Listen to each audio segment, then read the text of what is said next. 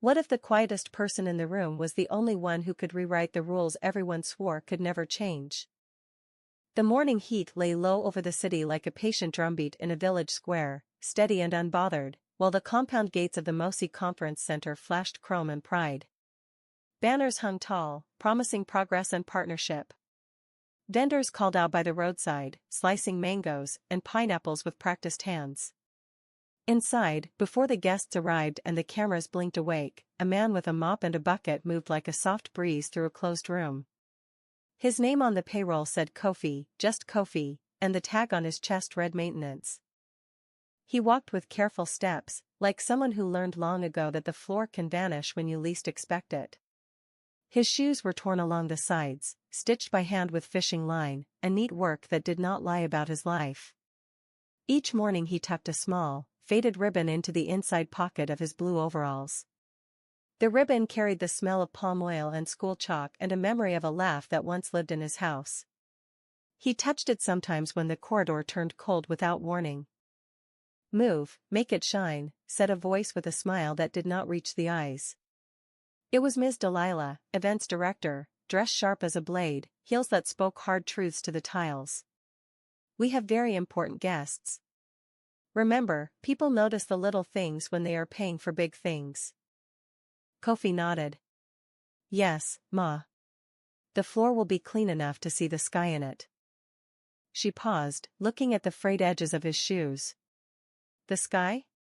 She laughed lightly. "Let us start with your reflection.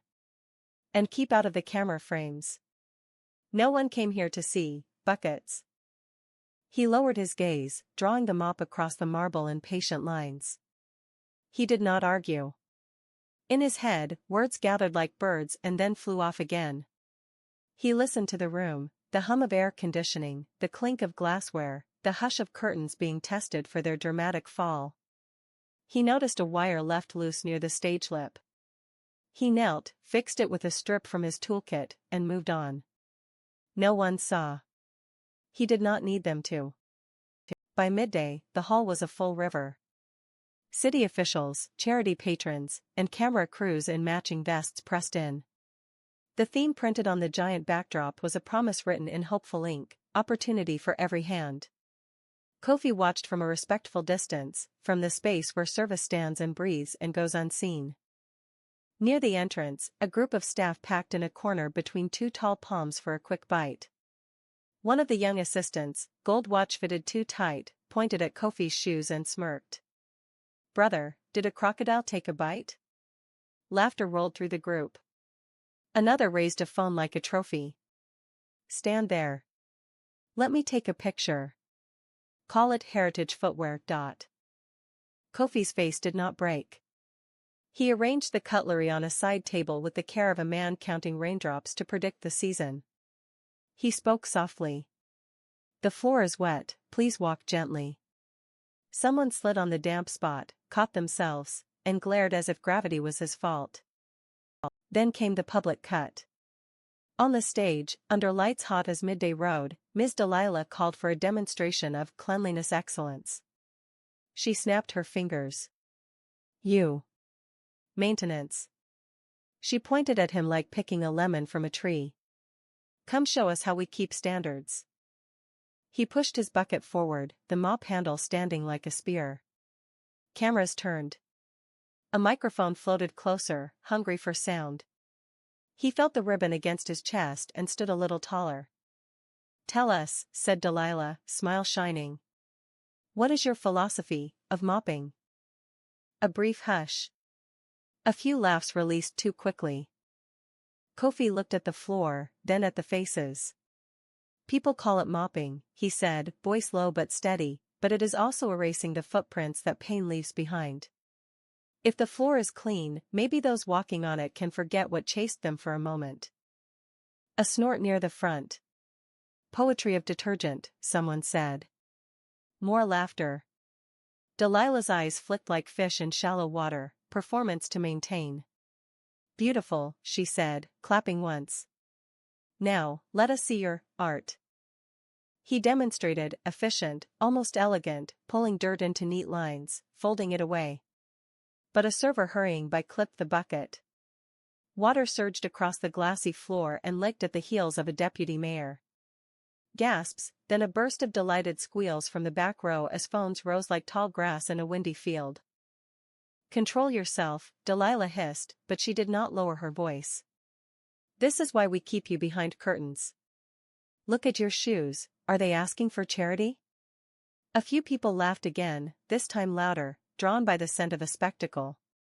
"We dress our brand in gold," she added, "you dress our mistakes in wet." Every eye turned to him. He could have explained the tray, the bump, the honest accident. He did not. He bowed slightly and went to work with a thick towel, kneeling as though in prayer at the altar of spilled water. The cameras drank in his posture. His ears burned. Inside him, something old and patient stirred but did not rise. A question drifted through the crowd on a careless wind: who hired him? Delilah angled her chin. Agency sent him. Quick hands, no complaints, silence included. Silence included. The words stuck like burrs. Later, in the service corridor where the light flickered like a tired eyelid, Kofi leaned on the mop and let his breathing slow. He took out the ribbon, yellow once, now the color of a road after harmattan winds, and tied it around his wrist. The knot was small, sure. He heard a faint laugh from a memory, a girl on a stool, feet swinging, hair in small knots that looked like promises. He saw teacups without handles because he had promised to buy new ones and then life had changed shape overnight. He pressed the ribbon to his eyes and put it back. He did not know that down the hall, a man in a plain brown jacket had watched the entire scene through the gap between curtain and wall. The man held a paper cup of coffee he did not drink. He watched Kofi's quiet apology to the floor and remembered another room, years ago, where a person on their knees taught him the difference between obedience and dignity. The afternoon session began with a panel about ethical investments. Words like transparency, access, and uplift crisped in the air. A video rolled, showing drone shots of rolling fields and smiling workers. Kofi kept the aisles respectable, filling water, picking up dropped programs, clearing invisible messes before they turned into visible problems. Near the tea station, a little boy, too young to care for panels, broke away from his mother's hand and chased a butterfly sticker stuck to the air. The table edge was sharp and the table legs were unstable from a missing bolt. Kofi saw the wobble in the way a farmer sees a storm by how the birds fly. He lunged quietly, hand steadying the table just as the samovar tilted. Hot tea sighed but did not spill. The boy looked up, wide-eyed, then smiled a shy thank you. The mother did not see. Kofi set the legs right with a folded napkin, a trick older than most contracts. "Stop touching things without permission," snapped a catering supervisor who only saw half the act. Kofi nodded, swallowing the taste of old iron. Minutes deepened. The man in the brown jacket drifted like a shadow that had lost its owner. He asked no questions. He stood where security would not bother him and watched with the patience of someone gathering evidence the world refused to collect. A thin scar ran down his left forearm, mostly hidden by the jacket. When the light caught it, it flashed like a river seen through trees. The day tilted toward evening. The final keynote would be delivered by a donor whose name made headlines and opened doors. Whispers moved, the motorcade was near, the entourage ready, the applause pre-written. Backstage, Delilah rehearsed her welcome with her team. "We need perfection," she said. "Not ambition. Not intention. Perfection. And hide the mop man when the cameras go live." The words found Kofi in the wings like a cold draft. He stayed where the floor turned from marble to concrete and thought about perfection, and how it seems always to cost the most when money is already in the room. He almost missed the first sign, a faint hum becoming a stutter in the hall lights. He looked up. The ceiling fixtures blinked, then steadied, then blinked again. He turned to the power cabinet carved into the wall, labels printed neat, switches like teeth. A throb from the main line. He listened, the way a mechanic listens to an engine without touching it. He put his ear close. Something was wrong on the load side splitter. A security guard frowned. What are you doing? Listening, Kofi said. The lights are telling a story. Your job is the floor, the guard said. But when the lights faltered for a longer breath, the guard looked at the stage and did not stop Kofi from unscrewing the panel cover. Kofi's fingers were sure like those of a man tying a net before dawn. He saw a loose lug on the neutral bar, an insult to physics waiting to catch fire. He tightened it with the small wrench he kept for screws and stubborn days. The hum softened. He exhaled. No one clapped for the absence of disaster. The guard gave a short nod that felt like a handshake from a stranger at the end of a funeral.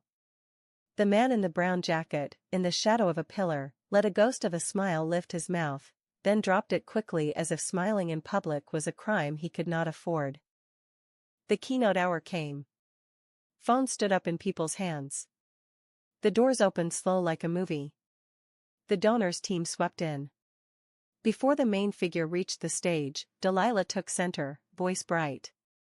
Tonight, she began, we stand at the edge of a new chapter where every person, no matter their beginning, can step forward with pride. She did not look toward the service wing. She did not need to. The floor was clean. A burst of applause. The donor climbed the steps, waving, charm carried like a banner. He was known for quotes that could sit on mugs and look wise. He was not the man in the brown jacket. In the back corner, near the audiovisual rack, a cable duct cover rattled, then fell away. A nest of wires bunching like snakes showed its belly. Kofi saw a spark jump from a stripped section to the metal lip. In another breath it would taste cloth. He moved. 2 strides, a reach, a twist of cloth from his sleeve wrapped around his hand, a pull, a reseat of the cover, a firm press that silenced the rattle. He looked up. The brown jacket man was closer now, half his face in shade. Their eyes met for the first time, just long enough for a small recognition to pass. Not friendship. Not yet. Something like an echo of a past lesson returning to its teacher with longer legs. Then the moment broke. Delilah's voice sliced the air. You, she said from the edge of the stage, eyes sharp enough to cut a rope, step away from technical. Are you trying to decorate the evening with your skills? Stand where you belong. Her hand, open and dismissive, showed him the edge of the room. Heads turned again. Someone near the front chuckled. The donor paused at the microphone, smiling professionally through the static of discomfort he did not quite understand. Camera swiveled. Kofi stepped back, the smallest hard thing forming in his chest. He might have let it pass, like he had let 100 cuts pass, if not for what came next. Delilah, enjoying the scent of blood in the water, gestured to security. Escort him out until we finish. We will not have sudden apprentices in our frame. Also, she added, voice carrying, if this is the agency's standard, we will review contracts. We invest in excellence. Not in charity cases with lace-up tragedies for shoes. The hall gave a soft, ugly laugh, the kind that is made of other people's fear dressed up as humor. Kofi stood very still. He felt the ribbon against his pulse. He remembered a courtroom with walls the color of old milk and a magistrate who did not look up when the decision was read. He remembered standing outside that building holding a paper that said loss in more words than were necessary. He remembered promising a child with mango-sticky fingers that he would make a life where people are gentle. Then life taught him that gentleness and wages rarely live in the same house. 2 security men approached. The first placed a light hand on his elbow, kind enough, embarrassed. The second looked anywhere but his eyes. Kofi did not resist. He moved as asked. The crowd parted without touching him, the way people make room for a wheelbarrow in a crowded market. As they reached the side doors, a voice called out from the back. Let him speak. It was quiet, but carried like a drumbeat through dried leaves. Heads turned, looking for the source. The man in the brown jacket stepped forward into a spoon of light. He looked, to most people, like a driver or a junior aide who had wandered out of place. He did not carry the performance of wealth. He carried an old scar and a gaze that did not blink when confronted by bright rooms. Delilah's smile tightened. Sir, we are in the middle of a keynote. The man tilted his head, as if agreeing. Yes. And yet, you also just made this man a keynote in your theater. A ripple of discomfort. The donor on stage chuckled to defuse it, leaning into his host's shoulder with a friendly gesture. Always some drama, he murmured into the microphone, winning grins he did not earn. The brown jacket man kept his eyes on Kofi. What is your name? Kofi, he said. Do you want to leave? Kofi looked at the doors, then at the ribbon on his wrist, then at the floor he had cleaned until the sky recognized itself in it. He opened his mouth to answer. If this story already has your heart racing, take a breath with me. If it has caught you even a little, please hit like and subscribe. There is a long road ahead, and each turn is worth it. Now, let us return to this room where one more sentence might change the balance of the world. He opened his mouth to answer, but a shout cut through the hall from the audiovisual corner. Fire! The word snapped like a dry twig. A thin snake of smoke rolled out from under the cable duct. Panic lifted its head, choosing people with quick fingers first. Feet shuffled, heels stumbled, phones lifted not to call but to film. The donor backed away, face absorbing instruction from all directions at once. Kofi twisted out of the security hold like a man who knows how to remove his arm from a trapped sleeve without tearing the cloth. He moved low and fast to the smoking duct. Power down, he said, not shouting, because shouting is for those who did not plan to be obeyed. The nearest tech froze. The brown jacket man was already at the main breaker, flipping the right sequence as if he had grown up inside electrical rooms. The lights dipped, the sound system coughed and fell quiet, and the smoke, robbed of energy, thinned. Kofi slid the duct open, breathed shallow, found the angry wire and the gap that invited it to kiss metal. He pulled a strip of insulating tape from his pocket like a magician with only one trick that always works. He wrapped, pressed, reseated, and closed. The hall breathed in again. Someone started clapping, then stopped, unsure whom they were clapping for. The donor smiled wide. Crisis averted, he announced, trying to own the relief. Delilah stepped forward, cheeks stiff, hands poised to choreograph the story back into her version of order. And then the brown jacket man said, in a voice that was not loud but carried weight like a full water jug on a strong head, "Do not touch him." The sentence reached everyone. It sat in the air. Delilah turned to him with the kind of patience reserved for taxi drivers at rush hour. Sir, thank you for your concern. We have protocols. The man nodded. So do I. What would they be? She asked, smile returning, bright as a streetlight that attracts moths and trouble. He reached into his pocket and took out nothing, just the pause of a person who has decided. His eyes did not leave Kofi. Kofi, he said, before they escort you anywhere, answer the question I asked you. Do you want to leave? Kofi looked at him. In the quiet that followed, old roads opened. He saw himself years ago in a different shirt, tools newer and hands less scarred, kneeling in another hall where a man in a suit gave him advice about ladders that go nowhere. He saw a little girl lifting a ribbon to the sun and laughing because light looks like music if you squint. He looked back at the man in the brown jacket. He did not know his name. He knew his eyes. No, he said. Then you will not, the man replied. Security hesitated, not because of the sentence but because of the certainty under it. Delilah sighed, small and sharp. And who are you to decide? The man's answer was simple. Someone who used to mop.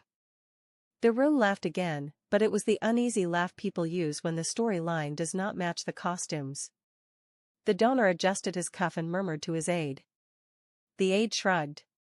The cameras, the ones that had not been shut off, found the brown jacket and zoomed in, confused by the lack of a known face.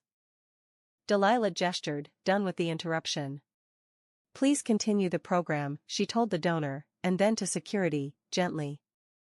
Out. They moved toward Kofi again. And in that split second, a loud crack snapped through the hall from the main door, followed by a rush of feet and the shout of a name no one expected to hear, because the person behind it should have been far away, and because their arrival meant the first act of this story was about to end with a choice that could not be unmade.